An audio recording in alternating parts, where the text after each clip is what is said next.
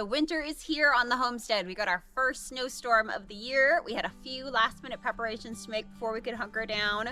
We canned up some moose bone broth while we were snowed in. We did a little berry crisp from our foraged berries that we had got over the summer. We restocked the herbal apothecary, set a few traps to try to get a little small game, and then we got to finally try our snowmobile, the only way in or out of our homestead until the snow melts this spring.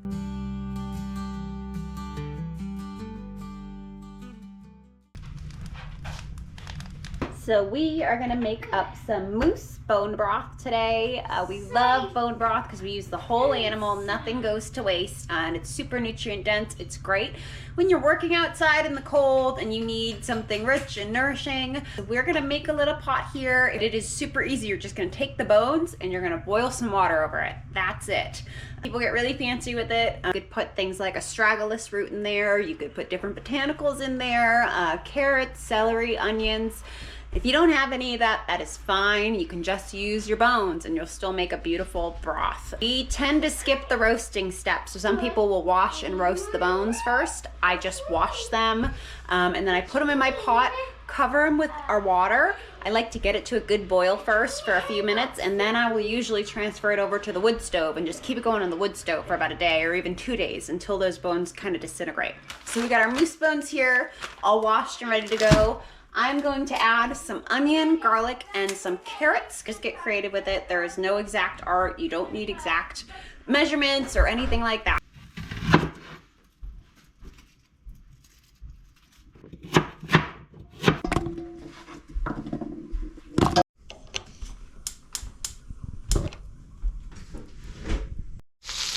And as it cooks, you're gonna skim off the impurities that kind of rise to the surface, that foam.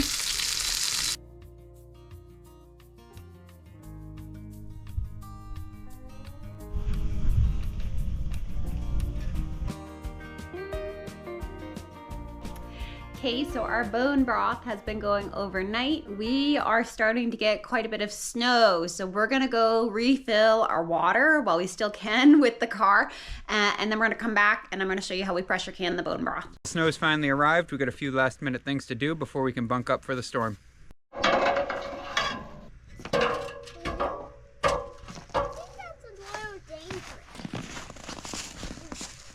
Did you draw a heart on there?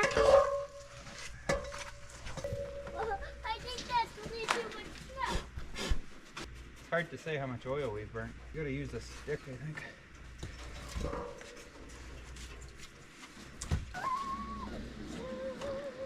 Show the kerosene for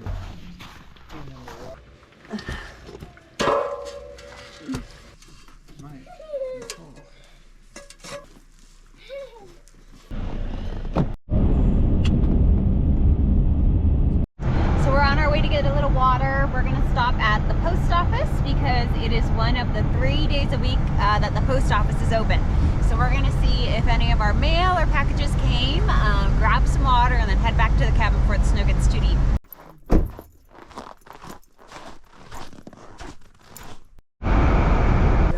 Drop it open.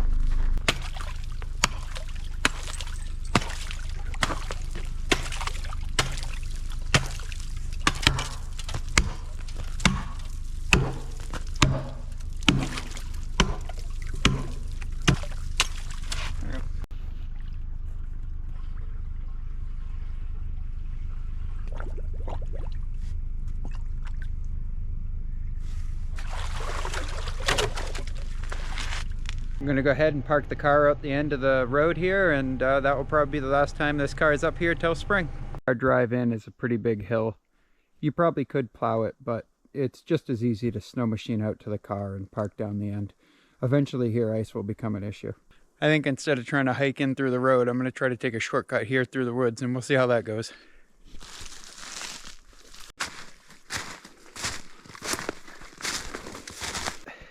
Good thing I didn't miss it, because I'd end off somewhere in the national park. That wouldn't be too much fun.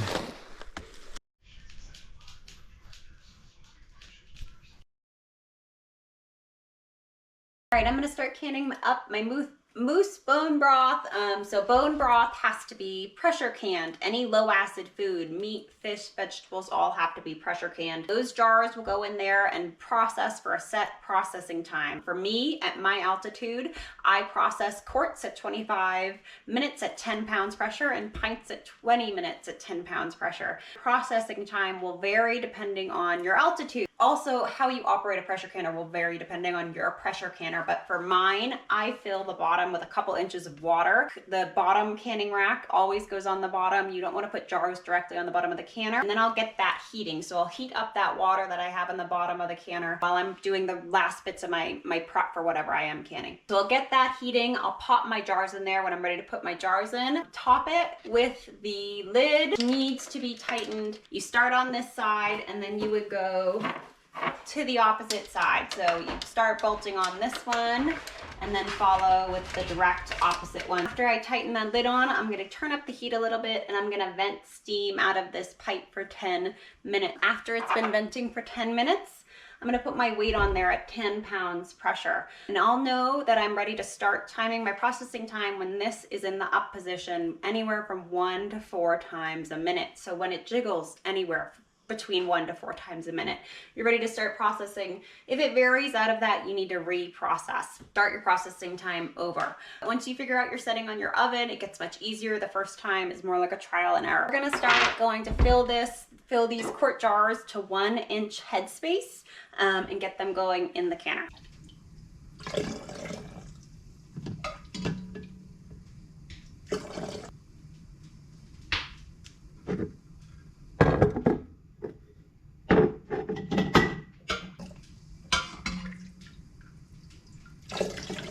So I got about 3 quarts out of that there. I'm gonna use this one that came in just a little short tonight for dinner for some soup.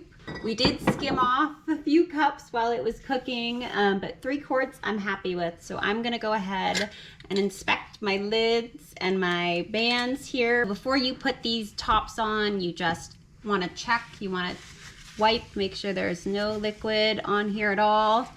And then you're gonna center your bands on, or your lids on, and then tighten your bands. Just finger tight the bands on. You wanna make sure that the seal on there is really just the seal and not the bands keeping that lid on there.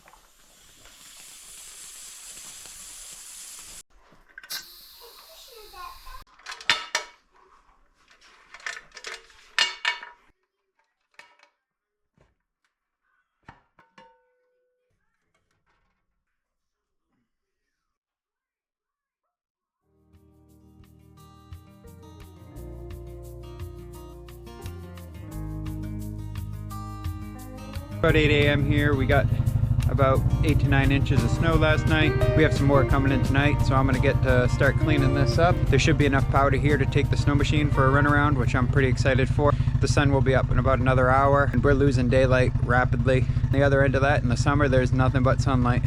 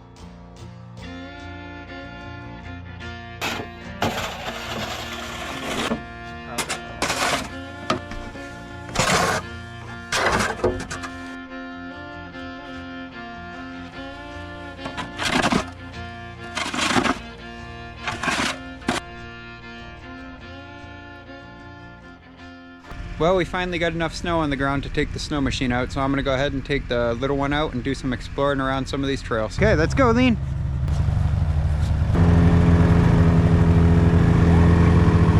You good?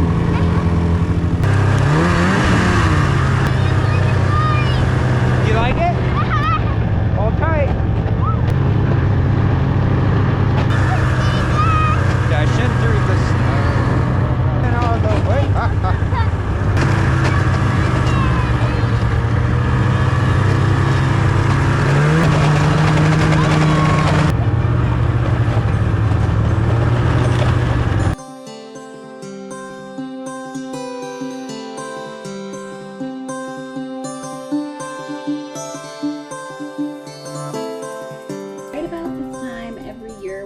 Going through the apothecary and stocking up on things. One of our yearly preparations that we make is elderberry syrup. Elderberry syrup has been very popular as of late, and it really is just a simple syrup. You could make a syrup out of ginger root, marshmallow, wild cherry bark, anything you have. The way I make my elderberry syrup is I will take 2 cups of nice dried elderberry here, and then I will combine it with 4 cups of water. I'll let that simmer for a good half hour, and then I will just take it off the heat and kind of let it cool. Yeah, it smells like good syrup. You're going to strain that out and then measure the liquid you have left with, and whatever you have left. So say you have a cup of liquid left, you're going to do 50% honey. So you're going to add 50 or a half a cup of honey. And then at that point, it can go into your sterilized bottles, and you're going to need to refrigerate that. You can add all sorts of stuff to elderberry syrup. I have some ginger root and some dried orange slices. If you have cinnamon, it's great. Anise is great. Angelica or other herbs that you want to add in there, all wonderful additions to elderberry syrup. If you want to extend the shelf life, at that point after you add the honey is when you would add a little alcohol, so vodka, brandy, that sort of thing, to help it be a little more shelf stable. But with this, we're going to make a small batch, and we're going to be taking these pretty regularly, so we don't need these to be shelf stable. So I'm just going to do the honey.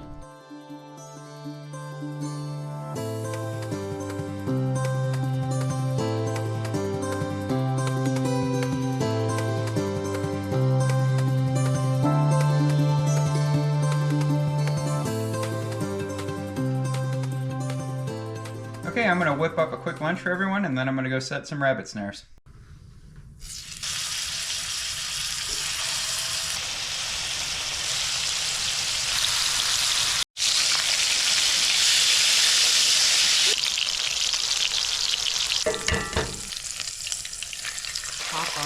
Egg production from our hens is starting to dwindle with the lack of daylight, but we still got quite a few left. Okay, I'm going to take a little walk around and look for some rabbit trails and see if we can set a few of these snares here. Just want to keep your eye out around here. Our neighbor had shot a 140-pound female wolf going after his sheep the other day. Yeah, they're out here. There's quite a few wolves out this way. And the other thing is there's not all the bears are hibernating yet. So the ones that are still out, they're hungry. Food is scarce. So they tend to be more aggressive when they're hungry. So you always want to be mindful of your surroundings. What we're basically looking for is any sort of tracks, you know, a well-traveled path that the rabbits travel on. And then we'll set our snare within that path. Hopefully we'll get one. But I haven't seen too many signs of rabbits. Be something there. I think we got a little trail there. And we're going to set a snare right underneath that tree there. And we got our trail going right out that way. We got a nice solid tree here. Go ahead and take our snare. We're going to get it about a fist wide and about, 4 fingers off the ground. We're going to fasten it to this tree right in the center of that track where he's been traveling. The idea is that they won't see it when they're hopping along, and they'll stick their head right through there. 1 down, 10 to go. I believe this is all Labrador. You can still smell it. Oh, I'm a ways out here now. I think I got enough set, so I'm gonna go home, warm up, come check them later this afternoon, and then I'll check them again tomorrow morning, and we'll see what we got.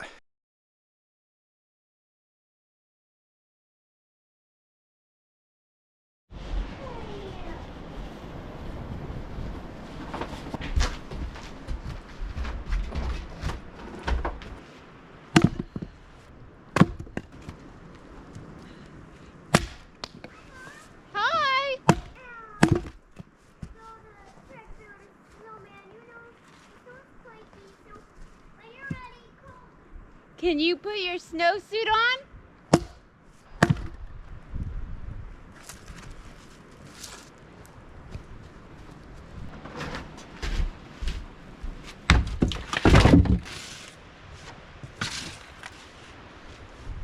We are gonna make a wild berry crisp for dessert tonight out of some berries we foraged. We have just a mix. We have some rose hips, some crowberries, some blueberries, some low bush cranberries, and then I also have some high bush cranberries, really beautiful, bright high bush cranberries that we're all gonna throw in there.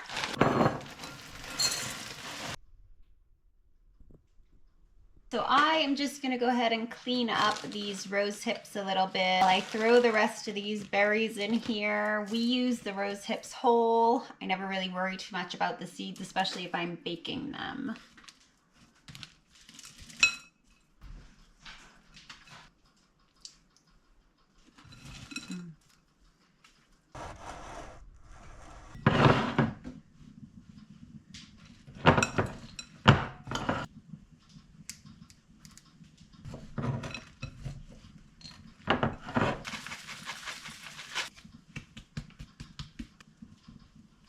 We're gonna add our butter.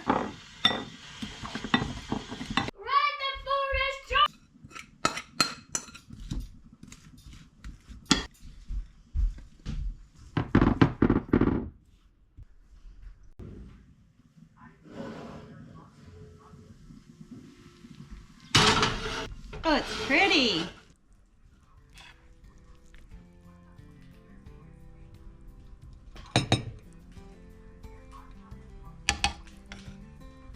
So it's been a little over 12 hours since we set our snares, and we're gonna go check them and see if we got a rabbit. So it's that time of year where I'm gonna start scouting Christmas trees. The little one's gonna want one in the house soon, and nice spruce trees out here. So I'm guessing one of these guys might do the trick. At least it's warm out. We're almost above freezing, which is nice. We're coming up on our first snare now, and not a thing. Well, we made it to the second snare and nothing. So on to the next one. At the third snare and still nothing. So we got one more to go, and it's not looking good. Great fire starter.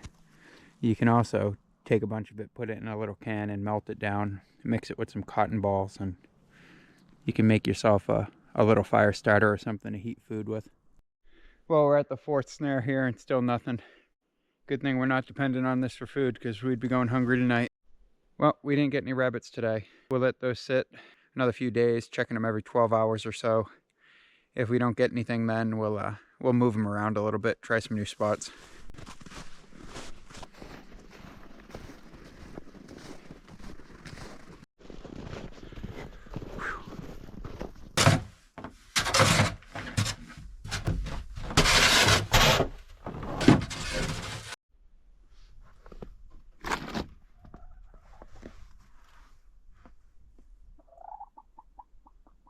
How we doing, ladies?